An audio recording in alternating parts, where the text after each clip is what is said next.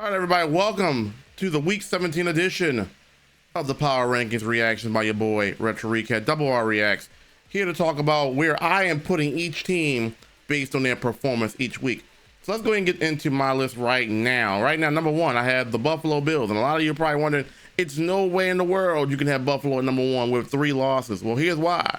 They beat the Lions, they beat the Chiefs, and yes, they did struggle against the Patriots going down 14-0 early. But you'll still end up winning that game. And as long as you have the Lions and the Chiefs on your resume, one at home and one on the road, you're always going to be in the top 3 teams. Every team won this week that was in the top 5 except the Eagles. So number 2, the Detroit Lions. You go on the road, beat Chicago, then that may or may not be a good win. But at the end of the day, it still was a bounce back win after that Detroit game. After the Buffalo game. So Detroit is going to be in the mix, and they're still, to me, a top 2 team in the NFC. Number 3, the Minnesota Vikings. The Minnesota Vikings continue to roll. How many games have they won? What, 8 in a row? 9 in a row right now? The Vikings are streaking. Now, granted, in this win streak, they've beaten Colts, Jaguars, Titans, Bears, Cardinals, Falcons, Bears, Seahawks. So it's not like the Vikings have like a true, really, really good game on their resume, but they're winning games. And that game against the Seahawks was a big game for the Seahawks, though, to keep the NFC West division alive. And they go into Seattle, not an easy place to play. No matter how good the Seahawks are, it's not an easy place to play. They go in there and get the win. I got the Vikings at number 3. They bump up a spot. Number 4, somebody's gonna be like, well, why are the Kansas City Chiefs with 1 loss at number 4? Honestly, for the Chiefs against the Texans, honestly, it was their best looking win in a while. And as the playoffs are starting to ramp up, we might start to see this Chiefs team start looking like the Chiefs. They've been winning, but like that was a stretch where they were barely winning, should have lost. And it's like, okay, if you're really that good, you should be kind of beating teams by at least 2 touchdowns or more. But nonetheless, they beat a good Houston team, a solid Houston team. And so with that being said, I'm gonna move them up a spot, but that could go up in the next week or so. If they beat Pittsburgh on Christmas Day, yeah, that's gonna probably put them in my number 2 team. So we'll see. Number 5, the Eagles, the only team that lost this week in the top 5. Obviously, Jalen Hurts goes down. And even they were still giving the Commanders a run. And it was hard to bump them down all the way down to 5. But when every team wins and you lose, even though we know the circumstances, Philly is a good team. And they're still the 2nd best team in the NFC. Now, you're probably like, well, how is that possible when you got Minnesota ahead of them? Minnesota and Philly, to me, are right there behind the Lions, even though the Lions have injuries.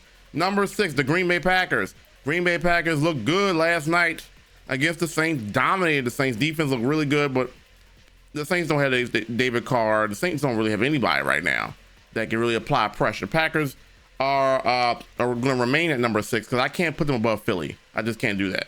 Number 7, the Baltimore Ravens move up a spot with a win over the Pittsburgh Steelers. Everybody was like, well, the Ravens got to have this game. Lamar doesn't beat Pittsburgh. The Ravens don't beat Pittsburgh. Well, not only did you beat Pittsburgh, you beat them by 17 points, but beat them by 3 scores. So the Ravens, I've been having the Ravens under the Steelers until the Ravens proved to me that they could beat the Steelers. They did that. They go up to number 7. Number 8, the Washington Commanders. Washington Commanders, right? Okay, so they got a big win. Say what you want to say. Philly was injured with their quarterback. At the end of the day, they were down by a lot. It still takes a level of fortitude to come back, and they need to win that game. They're trying to make the playoffs, and they're going to make the playoffs, but they need a big win.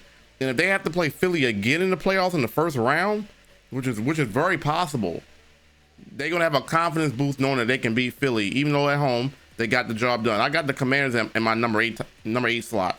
Number 9, Chargers. I had the Broncos here for a while, but the Chargers beat the Broncos in that Thursday night game, and they had to come back. Justin Herbert looked amazing in that game.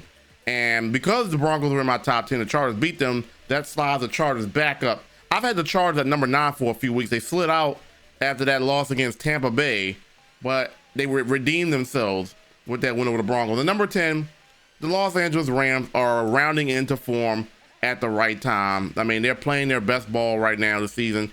The NFC West is theirs to lose, really. They've won what, 4 in a row now, and they got a good quality win against Buffalo in there. Rams looking good. Now they do have a plus minus of -18. And I think a lot of that was early in the year. More recently, they've been balling out. So I got to slide the Los Angeles Rams in my top 10. All right, let's go into react to what ESPN has as their top 10. They got Kansas City at number 1. Like I said, I can't get mad at that. Everybody has Kansas City 1 or 2. I probably the only person you see probably with Kansas City at number 4 with 1 loss. But I have to say that the win against the Texans was a good win. A quality win at 14-1. They got them at number 1. Number 2, they got the Detroit Lions. We agree there. Detroit Lions beat the Bears 34-17. They got Detroit at number 2.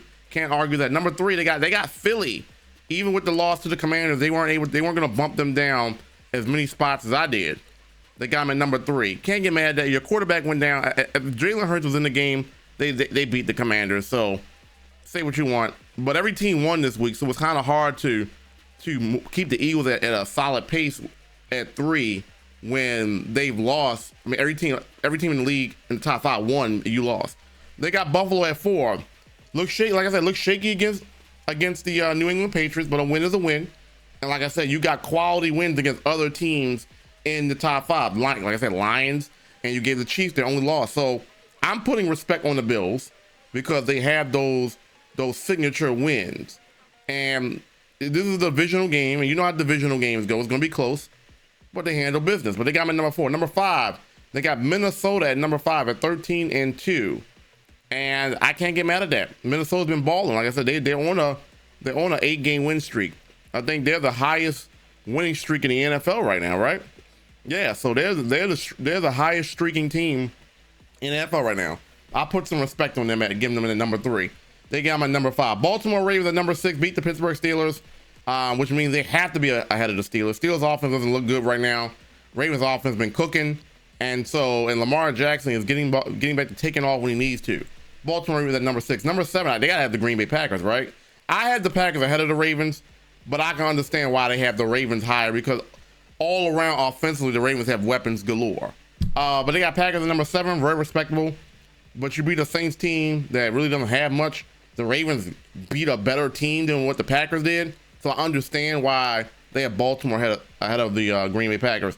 Number 8, they have Pittsburgh Steelers, which is actually surprising. How did I just realized, how did I leave the Pittsburgh Steelers out of my rankings?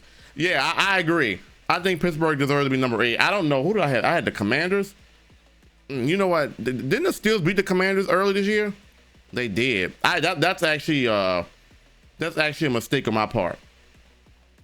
I would have Steelers, if I had to revise my list, honestly, I would have Steelers at 8, Commanders at 9, Chargers at 10. I totally forgot about the Steelers. I don't know how. The Steelers are not out the top 10. Even though they lost and they haven't looked good the last 2 weeks, you lost to the Eagles and the Ravens, 2 top teams. The Steelers are still a quality team. So that's my bad on that. Didn't process that out enough. They got the Commanders at number 9, which we agree. The Commanders are a top 10 team, and they have I don't know. Team still has Houston. I don't see the aura in Houston. Honestly, I don't. I think that the Chargers are a better team. I think that the Rams are a better team, and that's just because of the injuries. They don't have Diggs. They just lost Tank Dell.